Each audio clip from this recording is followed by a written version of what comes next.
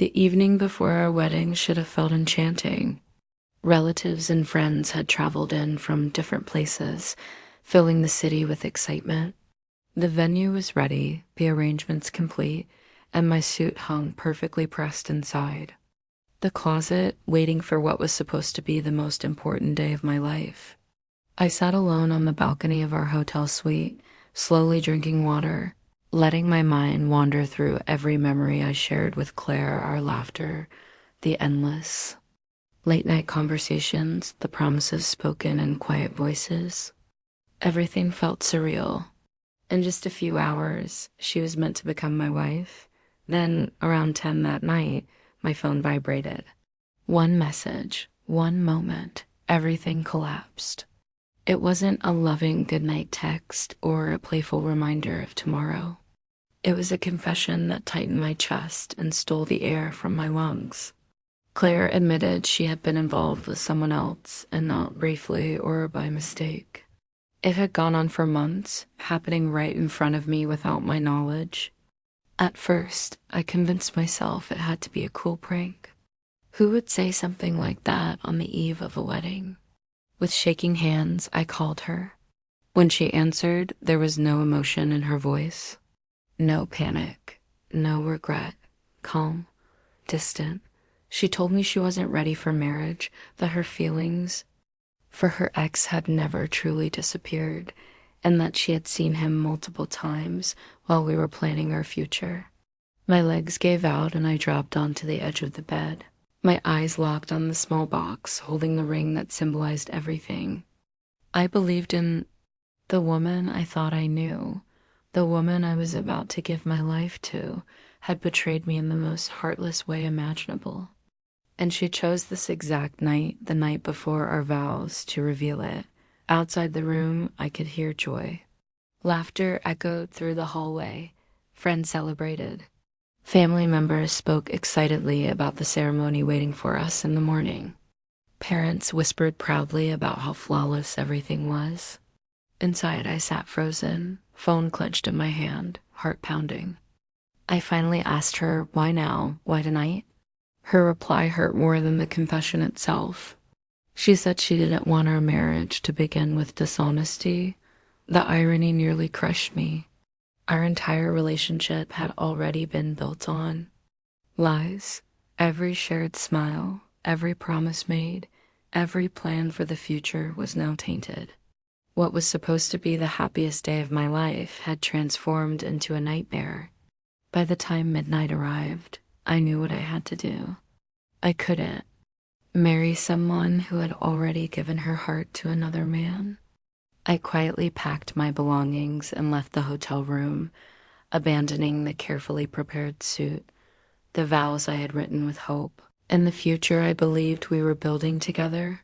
While everyone else prepared for a wedding the next morning, I boarded a flight to another city. I ignored the endless calls and messages pouring in from friends and family. The embarrassment didn't matter. The wasted money didn't matter. The gossip didn't matter. My self-respect did. And protecting it meant walking away. For months afterward, Claire tried to contact me. At first, her messages were short apologies. Then they became long emails filled with regret. Voicemails followed her voice breaking, begging for a conversation. I didn't respond to a single one. I was wounded, but I wasn't powerless. Betrayal teaches you that silence can be stronger than any argument. She believed she could shatter me and return whenever she felt ready. I refused to let her control the narrative of my life. Almost a year later, fate placed us in the same space. I ran into her unexpectedly at a cafe. She looked exhausted, worn down, her smile forced and fragile. She approached slowly, like a child afraid to admit they had ruined something precious. Tears spilled as she spoke, confessing how deeply she regretted everything. She told me her attempt to rekindle things with her ex had failed, and only then did she realize she had lost the one person who truly loved her.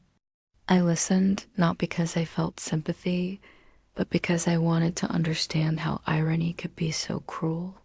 She pleaded for forgiveness, admitting her fear of commitment and her desire to cling to freedom. Losing me, she said, taught her the truth freedom. Without love is empty. Her hands trembled as she tried to reach for mine, tears streaming down her face while strangers in the cafe watched. I didn't look away.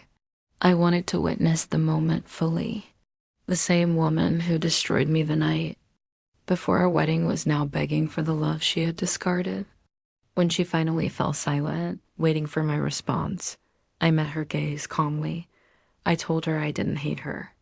I didn't wish suffering upon her, that forgiveness didn't require reconciliation. What she had broken couldn't be repaired, not because I lacked the will, but because she had destroyed the foundation itself. Her expression shifted to shock. She cried harder, promising she would change, that she would spend her life proving herself if I gave her another chance. I gently shook my head and told her the man she betrayed on the eve of his wedding no longer existed. That version of me died that night. The person standing before her now was stronger, more aware, and unwilling to accept a love already corrupted by betrayal. She hadn't just broken me, she had released me, and for that I owed her nothing. As I walked out of the cafe, leaving her sobbing behind me, a deep calm settled over me, something I hadn't felt in a long time. Yes, she had wounded me. Yes, she had left scars. But her betrayal gave me something far more valuable: clarity. Forgiveness, I learned, isn't about offering someone another chance. It's about reclaiming your freedom from their influence. And as I stepped into the sunlight, I knew without doubt that she would never again have the power to destroy me.